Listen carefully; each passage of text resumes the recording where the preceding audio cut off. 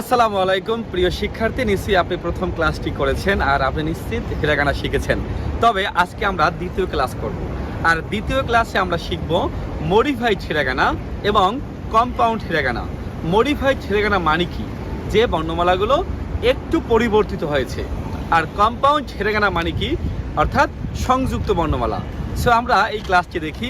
আর এই ভিডিওটি ধারণ করা হচ্ছে জাপানের টোকিও স্টেশন থেকে। মডিফাইড হিরাগানা খুবই সহজ। দেখেন, এটা হালকা একটু পরিবর্তন। আমরা সবার আগে জানবো, একটা দাগ থাকলে বলা হয় টেন, দুইটা দাগ থাকলে বলা হয় টেন টেন, আর কোনো কিছু গোল থাকলে বলা হয় মারু। টেন টেন টেন মারু। এখন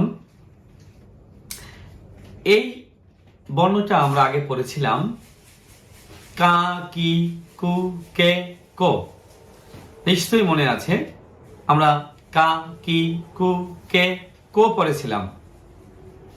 একদম সেম বর্ণ, সেম অক্ষর, শুধুমাত্র তেন তেন এসেছে, তেন তেন এসেছে, তেন তেন এসেছে, তেন তেন এসেছে, তেন তেন এসেছে। তাহলে দেখেন, যখন তেন তেন যুক্ত হবে, এটা তো আগেই ছিল বিল্ডিং, এটা আগেই ছিল কায়ের সাথে। যখন তেন তেন যুক্ত হবে তখন এই ক হয়ে যাবে গ, চেহারা চেঞ্জ হয়ে যাবে হালকা, এবং বর্ণের উচ্চারণ পরিবর্তিত হবে। যেমন ক থাকলে গ হবে। আরো সহজ করে বলি, মাঝখানে খ বাদ। তাহলে যেখানে কা, কি, কু, কে, কো ছিল, সেখানে হয়ে যাবে কা, গি, গু, গে, গো। কটা গ হবে। আগে ছিল সা, শি, সু, সে, সো। যখন তেন তেন দেব আমরা, তেন তেন, তেন তেন, তেন তেন, তেন তেন, তেন তেন, সকল স হয়ে যাবে জ। যা, জি, জু, জে, জো। তবে একই সাথে নিচের লাইনের দুটো আমরা পড়ে ফেলবো। আমরা জানি এই দুটো ব্যতিক্রম ছিল আগে থেকেই। এটা ছিল চি, সিটাও জি হবে। এটা ছিল সু, এটা হবে জু। সহজ করে বললে স হয়ে যাবে জ, তালবস্য বা চ এটাও হয়ে যাবে জ। মানে আগে ছিল সা, শি, সু, সে, সো, এখন হবে যা, জি, জু, জে, জো। একই সাথে চি হয়ে যাবে জি, সু হয়ে যাবে জু। শয়ের উপর তেন তেন দিলে জ হবে, তেমনি চয়ের উপর তেন তেন দিলেও জ হবে। পরেরটা তা, তে, তো ছিল। যখন তেন তেন, তেন তেন, তেন তেন দেব, এটা হয়ে যাবে দা, দে, দো। অর্থাৎ ত হয়ে যাবে দ, ত হয়ে যাবে দ, তা, তে, তো, এটা হয়ে যাবে দা, দে, দো। আর এটা ছিল আগে হা, হি, হু, হে, হো। যখন তেন তেন দেব তখন হয়ে যাবে বা, বি, বু, বে, বো। যখন একই বর্ণে আমরা মারু দেব তখন হয়ে যাবে পা, পি, পু, পে, পো। তাহলে আমরা বলতে পারি, একটু সংক্ষেপে বলতে পারি যে ক থাকলে গ হবে, মুখস্থ বানিয়ে ফেলবেন। ক থাকলে গ হবে। যখন ক অক্ষরের উপর তেন তেন আসবে হয়ে যাবে গ। যেখানে ছিল কা, কি, কু, কে, কো, সেখানে হয়ে যাবে গা, গি, গু, গে, গো। যেখানে ছিল সা, শি, সু, সে, সো, সেটা হয়ে যাবে যা, জি, জু, জে, জো। একই সাথে চি হয়ে যাবে জি, সু হয়ে যাবে জু। যেখানে তা, তে, তো ছিল, সেখানে দা, দে, দো হয়ে যাবে। তবে একমাত্র মারু হয় হয়ের সাথে। মানে হা হি হু হে হো, এটার সাথে তেন তেনে আসবে বাবি বু বেব, আর মারু আসলে হবে পাপি পু পেপো। এখন আমি যদি আপনাকে বলি যে আপনি বলেন তো যে যখন এখানে এই বর্ণ ছাড়া আর কোনো বর্ণে তেন তেন আসবে না, মারু আসবে না, একটা দাগ থাকলে বলা হয় তেন, দুইটা দাগ থাকলে বলা হয় তেন তেন, আর গোল হইলে মারু। যেখানে আগে ছিল কা কি কু কে কো, ক হয়ে যাবে কা কি কু কে কো, এটা হয়ে যাবে গা গি গু গে গো, মানে কটা গ হবে। আগে ছিল সা শি সু সে সো, এটা জ হয়ে যাবে যা জি জু জে জো। একই সাথে ওই যে চটাও জ হয়ে যাবে, যা সি থাকলে জি হবে। এরপরে দেখেন 3 নম্বরে আগে ছিল তা তে তো, তাই না, ত থ দ, মানে থটা বাদ, ত হয়ে যাবে দ। ছিল তাতে তো, তা তে তো হয়ে যাবে দা দে দো। আর 4 + 5 একই টাইপের, তাই না? কিরকম? হ তেন তেন আসলে হবে ব, আগে ছিল হা হি হু হে হো, হবে বা বি বু বে বো। আর যখন হয়ের উপরে মারু আসবে তখন হবে প, পাপি পু পে পো। তাহলে আপনি মুখস্থ করবেন, ক হবে গ, স হবে জ, ত হবে দ, হ হবে ব, হ হবে প। খুবই সহজ। তাহলে আমরা আর একবার পড়ি। ছিল কাকি কুকে কো, এই তেন তেন তেন তেন তেন তেন তেন তেন তেন তেন, এটা আসার ফলে হয়ে যাবে গা গি গু গে গো। ছিল সাশি সুসে সো, হয়ে যাবে যা জি জু জে জো, একই সাথে সি হয়ে যাবে জি, সু হয়ে যাবে জু। আগে ছিল তা তে তো, হয়ে যাবে দা দে দো। আগে ছিল হা হি হু হে হো, হয়ে যাবে বা বি বু বে বো। আর মারু আসলে হবে পা পি পু পে পো।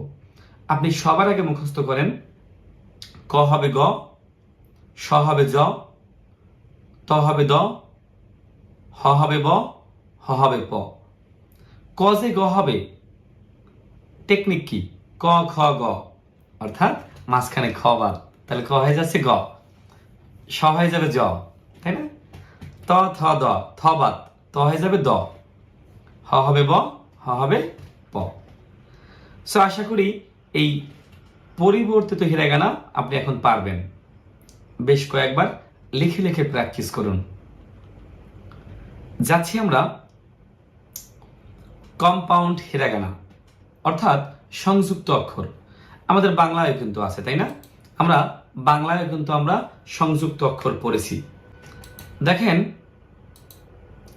বাংলায় আমরা বাংলায় সংযুক্ত বর্ণ কিভাবে চিনি?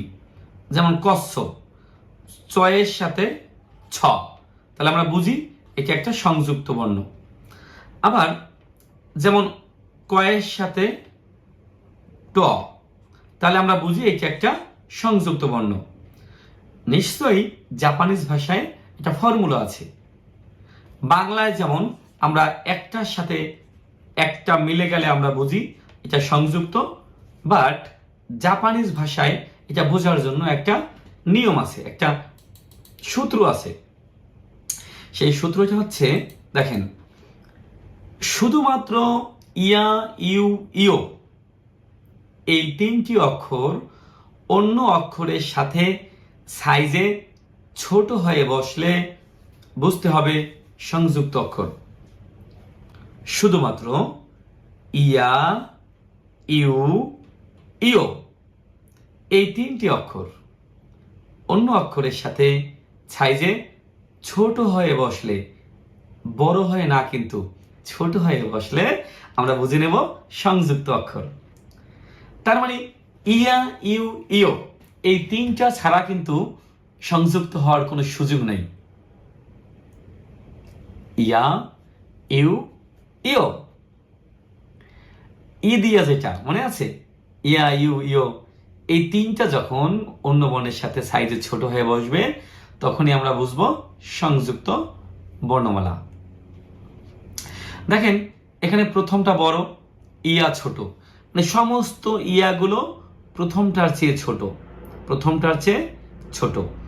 সমস্ত ইউগুলো প্রথমটার চেয়ে ছোট, সমস্ত ইউগুলো প্রথমটার চেয়ে ছোট, মানে প্রথমটা বড় পরেরটা ছোট। তাহলে ইয়া, ইউ, ইও এই তিনটা বর্ণ যখন সংযুক্ত হবে তখন এটা অবশ্যই ছোট হবে। আর এটা খুবই খুবই সহজ। কি ইয়া, কিয়া, এটা তো আমরা জানি। আমরা এই বক্স করা যেটা, এটা আমরা একটু পরে পড়বো। তা বক্স করা আছে এখানে দুইটা আর নিচে আছে একটা, এই তিনটা লাইন পরে পড়বো আমরা। তাহলে আমরা একটু পড়ি। কি ইয়া, কিয়া, এটা কিন্তু আপনি জানেন। কি ইয়া, কিয়া, নি ইয়া, নিয়া, হি ইয়া, হিয়া, মি ইয়া, মিয়া, রিয়া, রিয়া, গি ইয়া, গিয়া, বি ইয়া, বিয়া, পি ইয়া, পিয়া। একটা পারলে সব পারা যায়। আপনি আমার দিকে তাকান। কি ইয়া, কিয়া, তাহলে মি ইয়া, মিয়া, ঠিক বলেছেন। রি ইয়া, রিয়া, গুড। বি ইয়া, পিয়া, একইভাবে, তাই না? একটা পারলে সব করা যায়। আর কি ইয়া, কিয়া, এটা তো আমরা পারি। কি ইয়া যদি কিয়া হয় তাহলে রি ইয়া, মি ইয়া, পি ইয়া, পিয়া, গুড। এরপরে দ্বিতীয়টা দেখেন, নিউ মার্কেট, নি ইউ, নিউ, তাহলে কি ইউ, কিউ, তাহলে নি ইউ। আপনি আমার দিকে তাকিয়ে বলেন, কি ইউ যদি কিউ হয় তাহলে নি ইউ, নিউ। হ্যাঁ, হি ইউ, মি ইউ, রি ইউ, গি ইউ, বি ইউ, পি ইউ, পিউ। তাহলে আপনি আমার দিকে তাকান। কি ইউ, কিউ, নি ইউ, নিউ, মি ইউ, রি ইউ, বি ইউ, নি ইউ, একই স্টাইলে আসবে, তাই না? এরপরে কিও, কিও, মানে একটা পালে সব পারা যায়।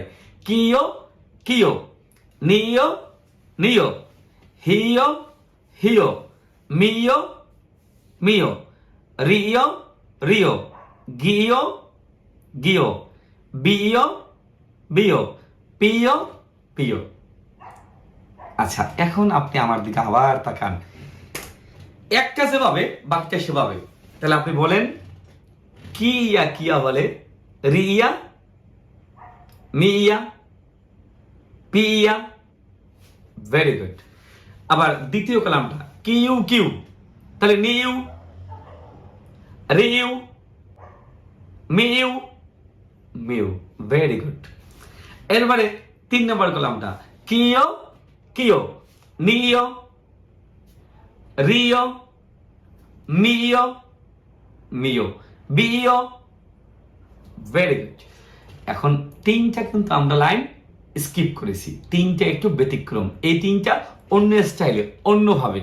যেমন শি ইয়া, সা, এখানে কিন্তু শি ইয়া, শিয়া হওয়া উচিত ছিল, তাই না?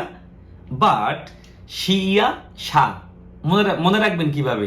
শি ইয়া, শিয়া, শিয়া হওয়া উচিত ছিল। কিন্তু বাংলাদেশে, আমাদের বাংলাদেশে শিয়া বেশি না সুন্নি বেশি?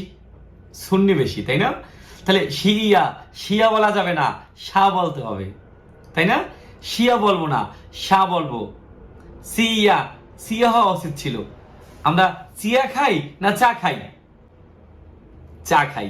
তাহলে শিয়া, শিয়া না কিন্তু, শিয়া, সা, চিয়া, চা, আর নিচে জিয়া, জিয়া হওয়া উচিত ছিল, বাট হবে কি যা।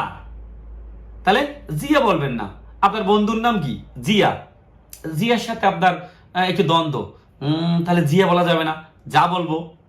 যেহেতু বন্ধুর সাথে কি আপনার দ্বন্দ্ব, তাহলে জিয়া, জিয়া না বলে যা। এই তিনটা কিন্তু ডিফারেন্ট। তাহলে শিয়া শা, চিয়া চা, জিয়া যা। আবার দ্বিতীয় লাইনে শিউ শু, চিউ চু, জিউ জু। ঠিক আছে? আবার শিও শো, চিও চো, জিও জো। এই তিনটা লাইন একটু বারবার লিখবেন। এই তিনটা একটু এক্সেপশনাল, অর্থাৎ ডিফারেন্ট। আর এর ভিতর থেকেই আমাদের শেষ হয়ে গেল সংযুক্ত বর্ণমালা। তাহলে আমরা প্রথম ক্লাস এবং দ্বিতীয় ক্লাস বলে আমরা কি শিখলাম? বর্ণমালা শিখলাম। প্রথম ক্লাসে শিখেছিলাম হিরাগানা এবং দ্বিতীয় ক্লাসে শিখলাম পরিবর্তিত হিরাগানা, মানে একটু চেঞ্জ, আর সংযুক্ত হিরাগানা। এর বাহিরে আর কোনো বর্ণমালা নেই। এবং জাপানিজ ভাষায় মজার ব্যাপার হচ্ছে রিডিং পড়া সহজ। কারণ কি? বর্ণের ঝামেলা কম। জাপানিজ ভাষা সহজ। কেন সহজ? তিনটা কারণ। এক, একমাত্র জাপানিজ ভাষায় যা বর্ণ তাই উচ্চারণ, যা অক্ষর তাই উচ্চারণ। 2 নম্বরে, জাপানিজ ভাষার গঠন বাংলা ভাষার মতো। আমরা বলি আমি ভাত খাই, ওরাও বলে আমি ভাত খাই। অতাশিওয়া গোহানো তাবেমাস, আমি ভাত খাই। কিন্তু ইংলিশে উল্টো হয়, কিন্তু আই ইট রাইস, আমি খাই ভাত। আর 3 নম্বর, জাপানিজ ভাষায় গ্রামাটিক্যাল চাপ কম, টেন্স একেবারেই সহজ, মাত্র 2-3 সেকেন্ডে টেন্স শেষ করা যায়। যেমন আমি একটু যদি বলি যে আসলে বর্ণমালা দিয়ে কিভাবে হয়। জাপানিজ ভাষায় একমাত্র ভাষা যে ভাষার যা বর্ণ তাই উচ্চারণ। যেমন দেখেন, আ এটা কি? She, a she. আশি মানে কি?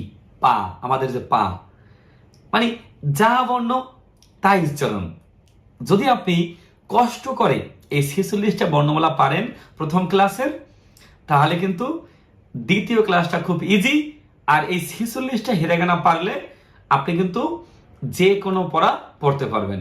যেমন দেখেন চি, হ্যাঁ, আবার একটা যদি চি দেই, 2টা সিসি, দেখেন চি চি হয়ে যাবে কি? বাবা। আমাদের সাথে সিল্লাসিল্লি করে কে? বাবায়। চি চি বাবা। হ্যাঁ, যেমন এটা কি? হা, আর একটা হা পাশে দিলে হা হা, মানে হচ্ছে মা। মা হা হা করে কান্না করে না? তাহলে হা হা মানে হচ্ছে মা। তাহলে আমরা বুঝলাম যে এই বর্ণমালা পারলে কিন্তু রিডিং পড়তে পারবেন। যেমন আ ই, আই, আই মাস, আই ভালোবাসা। ঠিক আছে? তাহলে কা, এটা কি? সা, কা সা, কাসা মানে হচ্ছে এই যে ছাতা। সো আপনার কাছে আমার রিকোয়েস্ট, আপনি প্রথম ক্লাসের 46টা বর্ণমালা ভালো করে শিখেন। আজকে যে দ্বিতীয় ক্লাস, এটা কিন্তু ওইটার আলোকই, মাত্র 2 মিনিটের পড়া। কিরকম? ক থাকলে গ হয়, স জ হয়, ত দ হয়, হ ব হয়, হ প হয়। এইটা গেল পরিবর্তিত বর্ণমালা। আর যেটা সংযুক্ত বর্ণমালা খুবই সহজ। কিয়া কিয়া, মিয়া মিয়া, রিয়া রিয়া।